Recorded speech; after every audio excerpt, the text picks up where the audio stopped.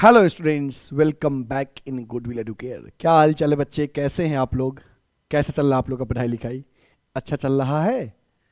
क्या board exam के preparation में जोर शोर से लगे हैं या नहीं लगे हैं? चलिए, लगे हैं तो बहुत अच्छी बात है बच्चे। अब ज़्यादा समय बचा नहीं है, बोर्ड एग्जाम जस्ट नियरेस्ट है, only few days are left. तो you have to become serious for your education और स्टडी। ठीक है, तो अब बच्चे सीरियस हो जाना है, ज़्यादा समय बचा नहीं है, मेहनत जोरों शोरों से करिए ताकि जो आपका सपना है अकाउंट्स में 100 आउट ऑफ 100 लाने का वो पूरा हो सके। और ये पॉसिबल है तभी जब आप मेहनत करोगे, क्योंकि मेहनत का कोई विकल्प नहीं है। मेहनत का कोई विकल्प नहीं है, there is no shortcut for success, है ना। उसके लिए मेहनत करना पड़ेगा, ठीक है। और आप मेहनत करेंगे, हमें पूरा विश्वास है, और आप 100 मार्क्स लाएंगे, ठीक ना, 100 आउट ऑफ 100 अकाउंट्स में, ठीक ना। ओके, तो बच्चे जैसा कि हम लोग प्रीवियस क्लासेस में कैश फ्लो स्टेटमेंट पढ़े थे, और आज के क्लास में भी हम कैश फ्लो स्टेटमेंट ही पढ़ेंगे। आज हम कैश फ्लो स्टेटमेंट में फुल फ्लेज क्वेश्चन करेंगे। आई होप प्रीवियस क्लास में भी हम फुल फ्लेज क्वेश्चन किए थे, आज के क्लास में भी फुल फ्लेज क्वेश्चन करेंगे, और फुल फ्लेज क्वेश्चन के माध्यम से सीखेंगे कि 6 मार्क्स के जब क्वेश्चन कैश फ्लो का आता है तो कैसे बनाते हैं। वो आज मैं आपको अच्छे से एक बार और सिखाऊंगा, नए क्वेश्चन, ठीक है। कल तो सिखाए ही थे पिछले क्लास में, आज एक और फुल फ्लेज क्वेश्चन करेंगे। फुल फ्लेज क्वेश्चन अगर आप 4-5 कर लेते हो मेरे साथ तो समझो कैश फ्लो में आप जबरदस्त कमांड बना लोगे। मिस्टेक क्या, पॉइंट छूटने का कोई चांस नहीं होगा, ऐसा मेमोरी में पॉइंट याद करवा देंगे, ठीक है। इसे गारंटी देते हैं 6 में 6 आएगा कैश फ्लो में, फुल फ्लेज क्वेश्चन में। 8 मार्क्स के क्वेश्चन पूछे जाते हैं कैश फ्लो से, 2 1 मार्क्स के और 1 6 मार्क्स के। तो 6 मार्क्स वाले क्वेश्चन का प्रैक्टिस करते हैं। चलिए सेशन की शुरुआत करते हैं एक दमदार लाइक के साथ। सही बच्चे सेशन को फटाफट लाइक कर दीजिए। चलिए बच्चे लाइक करिए, और चलिए पेन और पेपर निकाल लीजिए। आज का जो टॉपिक रहेगा कैश फ्लो में वो रहेगा preparation of cash flow statement. बच्चे आज हम लोग कैश फ्लो स्टेटमेंट पढ़ेंगे और इसमें 6 मार्क्स वाले क्वेश्चन पे ध्यान देंगे।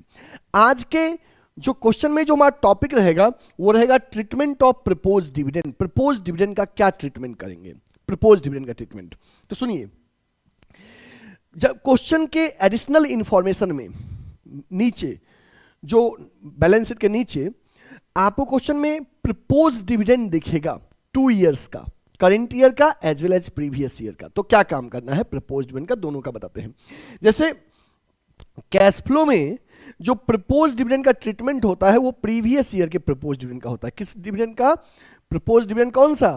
प्रीवियस ईयर के प्रपोज डिविडेंड का ट्रीटमेंट कैश फ्लो में होता है 2 जगह।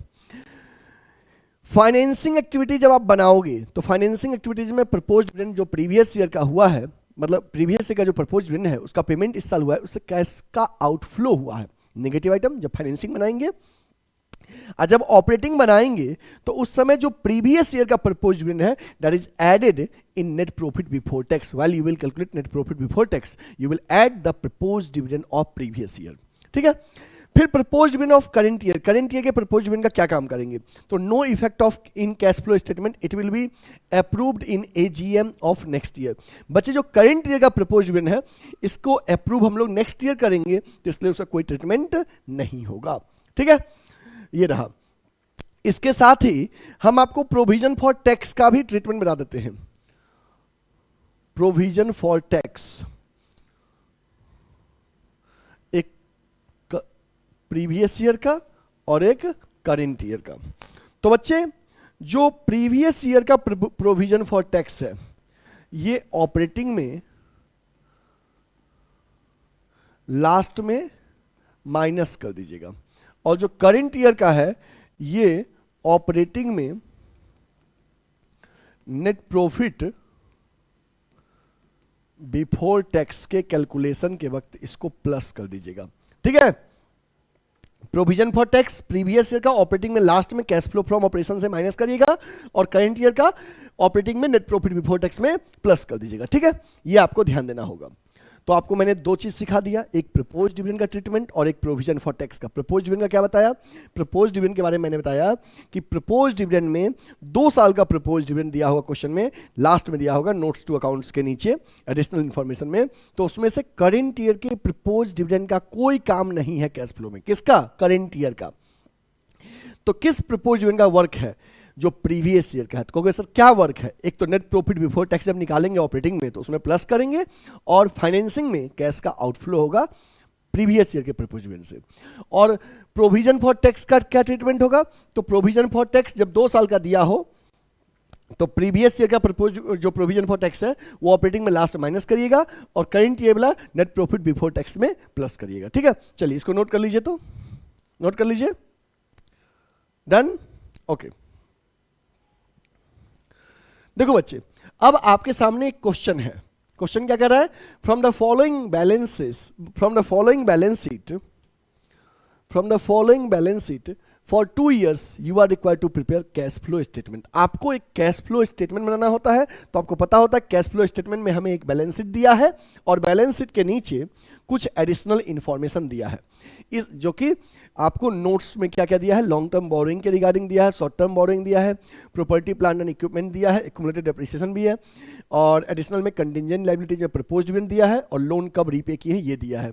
ठीक है, मतलब कि क्वेश्चन में एक बैलेंस शीट दिया है और कुछ एडिशनल इंफॉर्मेशन दिया है। With the help of this balance sheet and additional information you are required to prepare cash flow statement. इस बैलेंस शीट और एडिशनल इंफॉर्मेशन के माध्यम से आपको कैश फ्लो स्टेटमेंट बनाना है।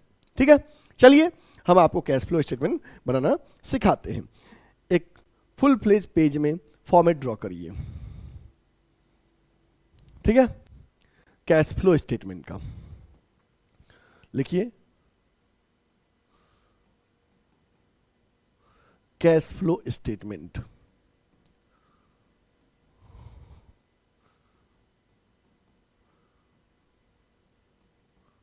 फॉर द ईयर एंडेड 31 मार्च, हमारा रिसेंट का डेट कब है? 31 मार्च 2022 का, 31 मार्च 2022 का। ठीक है, ये आपको क्वेश्चन में दिया गया है।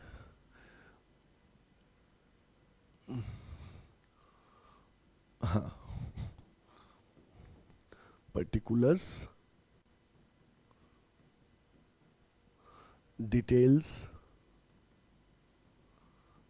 अमाउंट। ठीक है, ये कैश फ्लो का आपने फॉर्मेट ड्रॉ कर लिया, पर्टिकुलर्स, डिटेल्स, अमाउंट। ठीक है, ओके। अब बच्चे, कैश फ्लो में सबसे पहले हम बनाएंगे ऑपरेटिंग एक्टिविटीज। सबसे पहले क्या बनाएंगे? Operating, then investing, then financing. ठीक है, चलिए ऑपरेटिंग एक्टिविटीज की हम शुरुआत करते हैं। देखो बच्चे, मेरे साथ साथ बनाना क्वेश्चन आज, मेरे साथ साथ बनाओगे तो समझोगे भी, ठीक है ना, कि कैसे बनता है। लास्ट में उतारने से नहीं होगा, मेरे साथ साथ सीखो कैसे बनता है। तो सबसे पहले लिखो यहां पे cash flow from operating activities.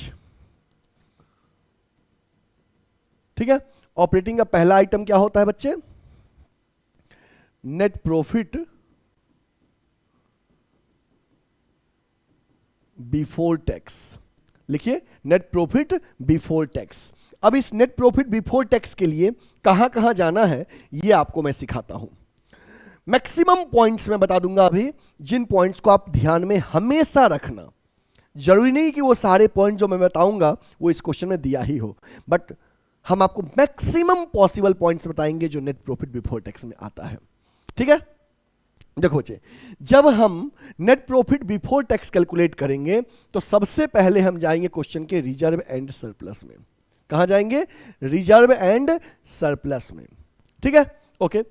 Reserve and surplus में जाएंगे नेट प्रॉफिट बिफोर टैक्स के लिए, और रिजर्व एंड सरप्लस में जाके जितने भी रिजर्व रहेंगे सभी रिजर्व का डिफरेंस ले लीजिएगा एक्सेप्ट सिक्योरिटीज प्रीमियम। क्या बोले हम? रिजर्व एंड सरप्लस में चलेंगे, सभी रिजर्व का डिफरेंस लेंगे एक्सेप्ट सिक्योरिटीज प्रीमियम। तो चलिए, रिजर्व एंड सरप्लस यहां पे दिया है, पिछले साल का 30,000 है, इस साल का 80,000 है। तो जब नोट्स में देखेंगे क्या इसके बारे में कुछ दिया भी है?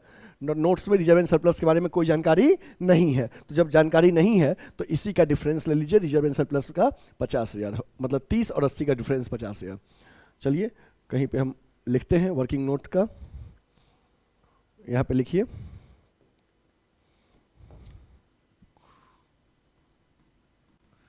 वर्किंग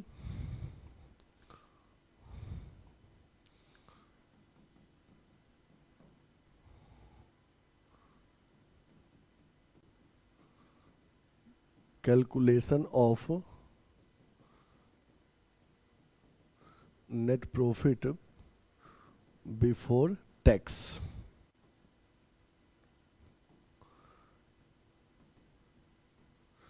डिफरेंस ऑफ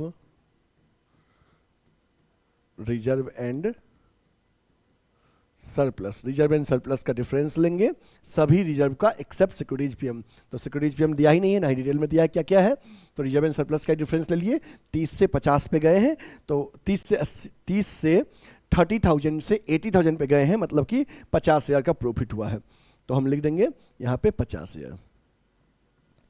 फिर कहाँ चलना है, फिर इसके बाद चलना है अपने को क्वेश्चन में, इसके बाद चलना है क्वेश्चन में करेंट लाइबिलिटीज में शॉर्ट टर्म प्रोविजन में प्रोविजन फॉर टैक्स देखना है। देखिए तो है भी, शॉर्ट करेंट लाइबिलिटीज में चलना है उसके बाद, और वहां पे शॉर्ट टर्म प्रोविजन में प्रोविजन फॉर टैक्स देखना है, तो करेंट ईयर का लेना है। देखो ये 21 प्रीवियस ईयर हुआ, ये प्रीवियस ईयर हुआ, और ये 22 जो है ये करेंट ईयर हुआ, तो करेंट ईयर का टैक्स लेना है 15,000। चलिए लीजिए ऐड करिए,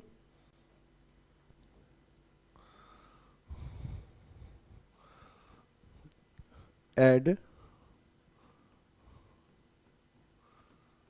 provision for tax current year का कितना है 15,000, ये प्लस कर दिए। ठीक है, हम रिजर्व एंड सरप्लस में सभी रिजर्व का डिफरेंस लिए, फिर शॉर्ट टर्म प्रोविजन में प्रोविजन फॉर टैक्स चेक कर लेते हैं, करेंट ईयर कर लेते हैं। उसके बाद हम आते हैं क्वेश्चन के एडिशनल इन्फॉर्मेशन में, और क्वेश्चन के एडिशनल इन्फॉर्मेशन में, इस एडिशनल इन्फॉर्मेशन में जो भी डिविडेंड पेड रहेगा, interim dividend, normal dividend, propose dividend, वो ऐड करते हैं। लेकिन इंटरिम डिविडेंड और नॉर्मल डिविडेंड तो एक ही होता है, बट प्रपोज डिविडेंड 2 साल का दिया रहेगा, तो उसमें से आपको करेंट प्रीवियस ईयर का लेना है। ये एक सॉरी 21-22 में प्रीवियस ईयर का लेना है। 21 प्रीवियस ईयर हो गया और 22 करेंट ईयर हो गया, तो प्रीवियस ईयर का प्रपोज डिविडेंड आपको लेना है, करेंट ईयर के प्रपोज डिविडेंड का कोई काम नहीं है। ये 20,000 लीजिए, ऐड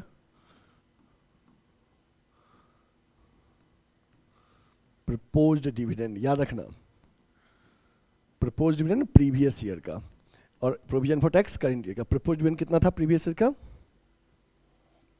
20,000, इंटरम डिविडेंड में गया तो था नहीं, इसी को प्लस कर दीजिए, कितना हो गया 85,000। यही आपका हो गया net profit before tax, net profit before tax. देखिए तो आपका भी यही है 85,000। ठीक है, यहां पे लिख सकते हैं नोट नंबर 1। ठीक है, ओके। क्या क्या किए बच्चे, हम क्वेश्चन में रिजर्व एंड सरप्लस में गए, सभी रिजर्व का डिफरेंस लिए एक्सेप्ट सिक्योरिटीज पीएम, फिर करंट लायबिलिटीज के शॉर्ट टर्म प्रोविजन में provision for tax current year का लिए, और नीचे एडिशनल में डिविडेंड पे चेक जब चेक कर रहे थे उसमें बस प्रपोज्ड डिविडेंड दिया था, तो प्रीवियस ईयर का ये आ गया 85,000 नेट प्रॉफिट बिफोर टैक्स। लिखिए 85,000 net profit before tax is we have calculated 85,000। कैसे फिगर आया, नोट नंबर 1 में आप लिख सकते हो, नोट नंबर 1, किसी को चेक करना है तो जाके चेक कर ले। ठीक है, इसके बाद हम क्या लिखते हैं, इसके बाद हम लिखते हैं adjustments of non-cash and non-operating item, adjustments of non cash and non operating item, ये लिखते हैं। नॉन कैश और नॉन ऑपरेटिंग आइटम का के लिए प्लस माइनस करेंगे, कुछ आइटम हो सकता है ऐड हो, कुछ आइटम में भी लेस हो। तो देखते हैं क्या ऐड वाला दिया है, क्या लेस वाला दिया है। इसके रिगार्डिंग भी क्वेश्चन को हम अच्छे से समझा देते हैं, कहाँ कहाँ पॉइंट मिलता है। यहाँ पे शेयर कैपिटल में कोई पॉइंट नहीं मिलेगा, इसका रिजर्व एंड सरप्लस में भी नहीं मिलेगा। नॉन कैन लाइबिलिटीज में लॉन्ग टर्म बोरिंग में इंटरेस्ट रिगार्डिंग पॉइंट रहता है, तो नॉन कैन लाइबिलिटीज में लॉन्ग टर्म बोरिंग पहले 75 था, अब नहीं है, मतलब रीपे कर दिए। देखते हैं इसके रिगार्डिंग क्या पॉइंट दिया है इंटरेस्ट के रिगार्डिंग। तो जब हम रीपे कर दिए तो लोन पे 15% का इंटरेस्ट रेट है। यहाँ पे हमें ध्यान देना पड़ेगा कि अगर ये लोन हम साल के शुरू में ही रीपे कर दिए, मतलब नो इंटरेस्ट, साल के अंत में तो साल भर का इंटरेस्ट पे करेंगे, और बीच में एज पर we have use the loan period, जितना पीरियड का लोन यूज किया उतने महीने का इंटरेस्ट पे करेंगे। तो लिखा है loan was repaid on 1 April, loan was repaid on 1 April, session के शुरुआत में ही रीपे कर दिए। तो 75,000 का था, सेशन के शुरुआत में रीपे कर दिए, मतलब इंटरेस्ट पे नहीं करेंगे। ठीक है, ओके। इसके बाद अगर सेशन के अंत में रीपे करते तो इंटरेस्ट पे करते। इसके बाद हम आते हैं एडजस्टमेंट में, शॉर्ट टर्म प्रोविजन में प्रोविजन फॉर डाउटफुल डेप्ट यदि दिया होता है तो डाउटफुल डेप्ट अगर बढ़ा है तो प्लस, घटा है तो माइनस, है ही नहीं। चलिए आगे बढ़ते हैं। फिर आ गए हम अब असेट्स पे डेप्रीसिएशन के रिगार्डिंग पॉइंट, जैसे प्रॉपर्टी प्लांट एंड इक्विपमेंट दिया है तो इसके डेप्रीसिएशन से रिगार्डिंग पॉइंट देखते हैं क्या दिया है। तो प्लांट एंड मशीनरी 350 से 4 लाख हुआ है, और डेप्रीसिएशन जो है एक्यूमुलेटेड में 50 से 60 हुआ है। इसका मतलब ये 50 से 60 हुआ है, 10,000 का करेंट ईयर का डेप्रीसिएशन है, इसको ऐड कर दीजिए। Depreciation charged during the year 10,000। ठीक है, इसके अलावा और कोई पॉइंट नहीं दिया है, इसके अलावा और कोई पॉइंट नहीं दिया है।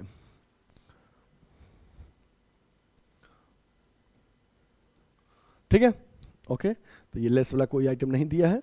अब हम ये डेप्रिसिएशन ऐड कर दिए, तो नॉन कैश का ट्रीटमेंट करने के बाद ये फिगर आया 95,000। तो ये क्या आया, ये आ गया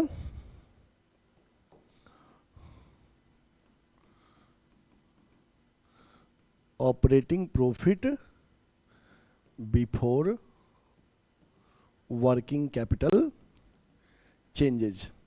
ठीक है बच्चे, जैसे नेट प्रॉफिट हमने कैलकुलेट कर लिया, फिर नॉन कैश और नॉन ऑपरेटिंग आइटम का ट्रीटमेंट कर लिए, देन जो फिगर आया ये आ गया operating profit before working capital changes. और operating profit before working capital changes, अब वर्किंग कैपिटल का ट्रीटमेंट करना है। वर्किंग कैपिटल के ट्रीटमेंट के बारे में मैंने बताया था ना कि किस पे ध्यान देते हैं, सीए और सीएल पे। क्या बताया था रूल कि CL increase plus decrease minus, CL के साथ डायरेक्ट रिलेशन कि सीएल बढ़ेगा तो प्लस, घटेगा तो माइनस। सीए में जस्ट उल्टा, सीए घटेगा तो प्लस, बढ़ेगा तो माइनस। एक्सेप्ट रूल को याद रखना, किसको छोड़ के, सीएल में short term borrowing, short term provision छोड़ के, और सीए में करंट इन्वेस्टमेंट और कैश को छोड़ के, बाकी को ट्रीट करेंगे। ठीक है, तो चलिए देखते हैं क्या क्या दिया है। या तो पहले लिख लो, चलो हम लिख देते हैं ताकि आपको याद रहे। Add increase in current liabilities और decrease in current assets, less decrease in current liabilities और इंक्रीज इन करंट एसेट्स।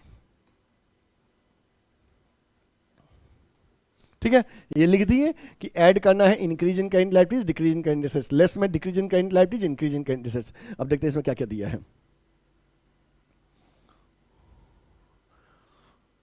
चलिए पहले करंट लाइबिलिटीज की ओर चलते हैं। करंट लाइबिलिटीज में शॉर्ट टर्म बोरोइंग दिया है। शॉर्ट टर्म बोरोइंग को हम बताए थे ना कि ये किस में जाएगा, ये फाइनेंसिंग में जाएगा, ऑपरेटिंग में नहीं जाएगा। ट्रेड पेबल जो है 96 से 150 हो गया। कुछ बोला भी है ट्रेड पेबल के बारे में? नहीं बोला है। 96 से 150 हो गया, मतलब कि यहाँ पे कितना बढ़ा है, यहाँ पे ये बढ़ा है 54,000। इंक्रीज प्लस करेंगे,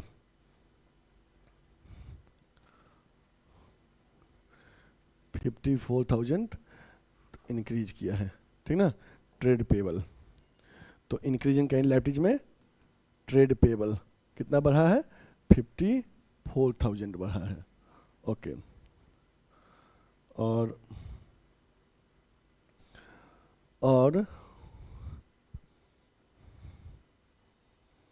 ये हो गया। इसके बाद करंट असेट्स पे आना है। करंट एसेट्स में करंट इन्वेस्टमेंट का कोई काम नहीं है, करंट इन्वेस्टमेंट और कैश का काम नहीं है कि देखना किस पे हमको है, इन्वेंट्री और ट्रेड रिसीवेबल पे। तो इन्वेंट्री बढ़ा है 30,000 से, तो ये क्या करेंगे, लेस करेंगे। और ट्रेड रिसीवेबल भी बढ़ा है कितने से, 32,000 से, ये भी क्या करेंगे, लेस करेंगे। असेट्स बढ़ता है तो लेस करते हैं। तो इन्वेंट्री और ट्रेड रिसीवेबल 30 और 32, इन्वेंट्री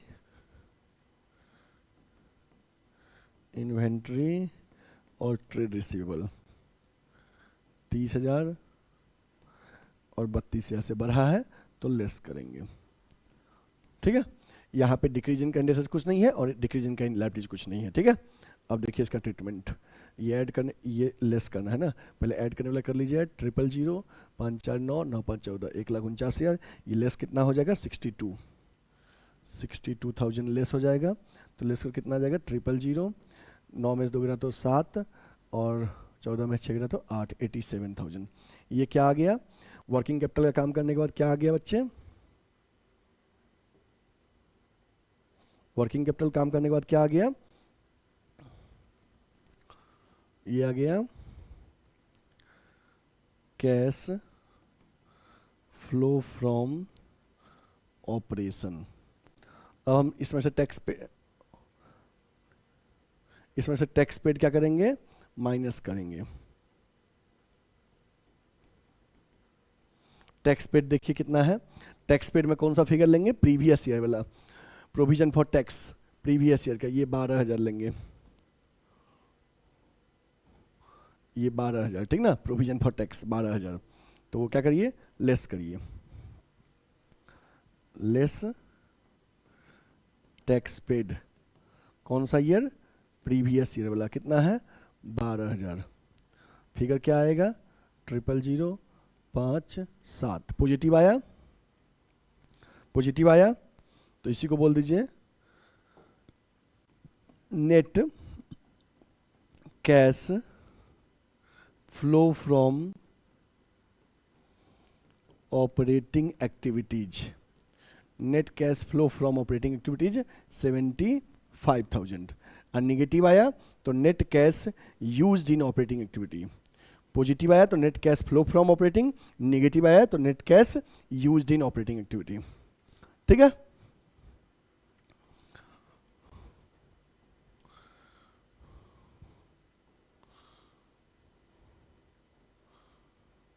देखिए ये आपका रहा है यहाँ, ठीक ना, ये ऑपरेटिंग बन गया। ठीक है, अब हम आते हैं बच्चे इन्वेस्टिंग एक्टिविटीज की ओर।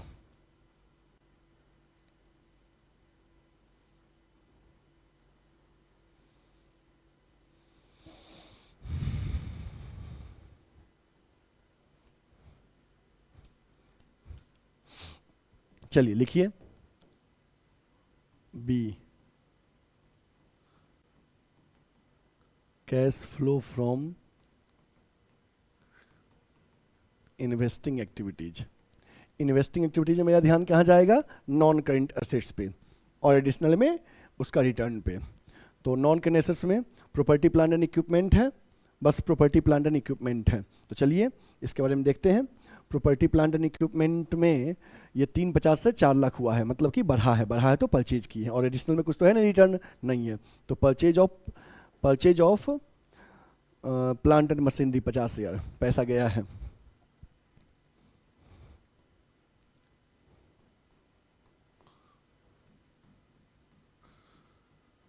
Purchase of plant and machinery कितना, 50,000 पैसा गया है, निगेटिव आइटम। तो निगेटिव आइटम है, एक ही आइटम ही है, तो यहाँ पे हम लिख देंगे net cash used in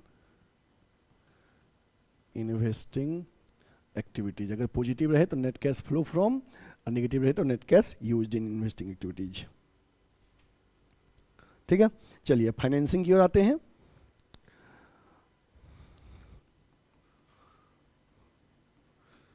cash flow from financing activities, cash flow from financing activities. चलिए फाइनेंसिंग की ओर आते हैं बच्चे। फाइनेंसिंग में सबसे पहले हम ध्यान देंगे किस पे, शेयर कैपिटल पे। 2 लाख से 3 लाख हुआ है, मतलब शेयर इशू किए हैं, पैसा आया है। तो लिखिए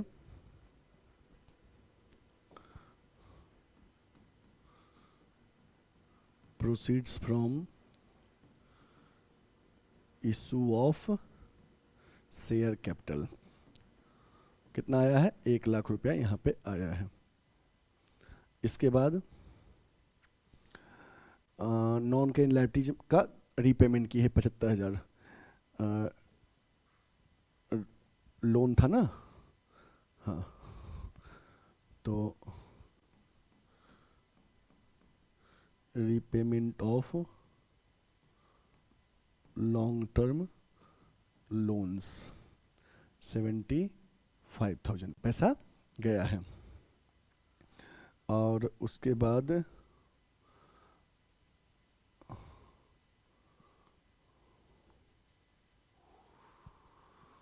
हाँ,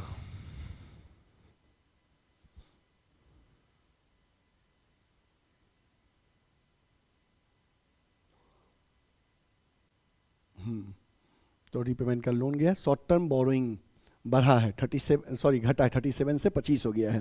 मतलब क्या है, शॉर्ट टर्म बोरोइंग में बैंक ओवरड्राफ्ट है, घटा है, मतलब कि रीपेमेंट डिक्रीज हुआ है। डिक्रीज 37 से 25 मतलब 12,000 पैसा गया है। डिक्रीज इन बैंक ओवरड्राफ्ट, यहाँ भी पैसा गया है, नेगेटिव आइटम 12,000। और उस पर के बाद क्या ध्यान देना है, उसके बाद एडिशनल में कंटिजेंट लाइबिलिटीज में प्रपोज्ड डिविडेंड पिछले साल वाला पे किए हैं 20,000, ये भी पैसा गया है।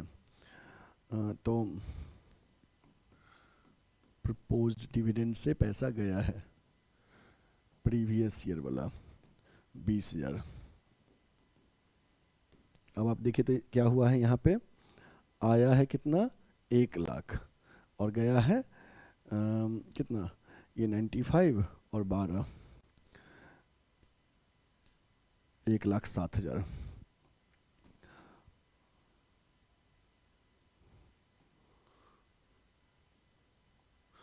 तो 7,000 का हमको लग रहा है निगेटिव है, हाँ 7,000 यहाँ पे निगेटिव है।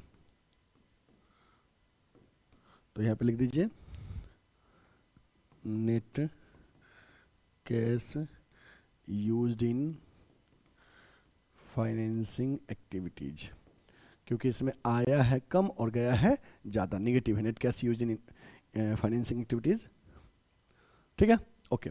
अब देखिए ऑपरेटिंग से 75 आया, इन्वेस्टिंग में 50 आया, और फाइनेंसिंग, सॉरी 50 निगेटिव और फाइनेंसिंग में 7 निगेटिव, तो निगेटिव 57 हुआ और पॉजिटिव 25। तीनों को जोड़िए, तीनों को ऐड करिए,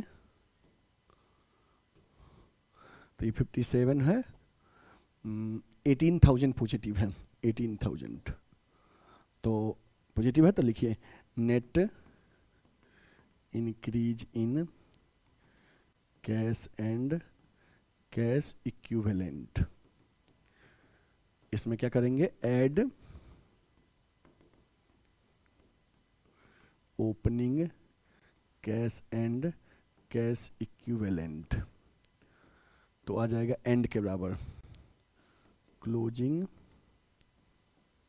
कैश एंड कैश इक्विवेलेंट, ठीक है, ओके। देखते हैं ओपनिंग कितना है, cash and cash equivalent, previous year current year, current investment 20 और 30, पिछले साल था 20, इस साल था 30। करेंट इन्वेस्टमेंट और कैश, पिछले साल था कैश 5, इस साल 13, 5 और 13, ये हो गया 25, ये हो गया 43। 25 से 13 पे गए कितना, 18,000 बढ़ा, 18,000 सही है। तो 25 ओपनिंग इसमें ऐड कर दिए, तो एंड के बराबर आ गया क्लोजिंग के बराबर 43, ये हमारा रहा, ठीक है। अब इसमें ये क्वेश्चन अच्छे से नोट कर लीजिए बच्चे। देखिए ये आपको रहा ऑपरेटिंग, नोट करिएगा ध्यान से, cash flow from operating, note करिए यहाँ तक हो गया, डन। ओके आगे बढ़ें। अब यहाँ से आप ये ऑपरेटिंग और इन्वेस्टिंग यहाँ तक कंप्लीट हो गया, हो गया। इसके बाद ये फाइनेंसिंग का हो गया, आपको ये कंप्लीट कैश फ्लो हो गया। इस पूरे क्वेश्चन को एक साथ आपको चाहिए तो देखिए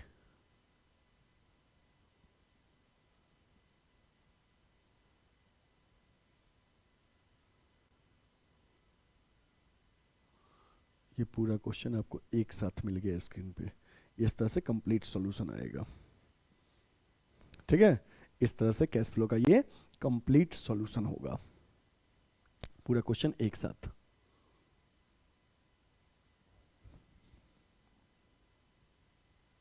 ठीक है, ओके। ये इसका ये क्वेश्चन रहा, एक बार नोट कर लीजिए। देखिए ये आपका कंप्लीट क्वेश्चन रहा कैश फ्लो का, ठीक है। ये उसका नोट्स था और ये सॉल्यूशन रहा, और ये इसके वर्किंग नोट था नेट प्रॉफिट बिफोर टैक्स का। अब ऐसे कोई भी स्टूडेंट्स जो हमसे ऑफलाइन पढ़ना चाहते हैं, बच्चे आपको ऑनलाइन तो सब कुछ समझ में आता है और आप चाहते हो सर से फेस टू फेस ऑफलाइन पढ़ें, तो जो भी बच्चे हमसे ऑफलाइन पढ़ना चाहते हैं, तो मैं आपको बता दूं कि वाराणसी में हमारा ऑफलाइन क्लास चलता है लंका पे, लंका थाने के जस्ट बगल में। हमारे ऑफलाइन सेंटर में 11th एंड 12th कॉमर्स का पढ़ाई होता है, CUET में बीकॉम और एमकॉम एंट्रेंस का कोर्स होता है, और BCom first second third year का सेमेस्टर क्लास चलता है, साथ में CA और CS का फाउंडेशन क्लास भी होता है। जिन बच्चे को हमसे ऑफलाइन पढ़ना है तो आप वाराणसी आइए, लंका पे हमारा ऑफलाइन सेंटर है, मल्टीपल बैचेज अवेलेबल है, हर सब्जेक्ट के अलग अलग फैकल्टीज हैं, सुबह से शाम तक बैचेज अवेलेबल है, नॉमिनल प्राइस है, बेटर फैसिलिटीज है, AC क्लासरूम है। तो आप आइए वाराणसी विजिट करिए और हमारे ऑफलाइन सेंटर में अपने आप को इनरोल करके अपने नॉलेज को बूस्ट अप करिए, और जो आपका ड्रीम है SRCC में पढ़ने का उसको साकार करिए, CA बनने का एम है उसको पूरा करिए।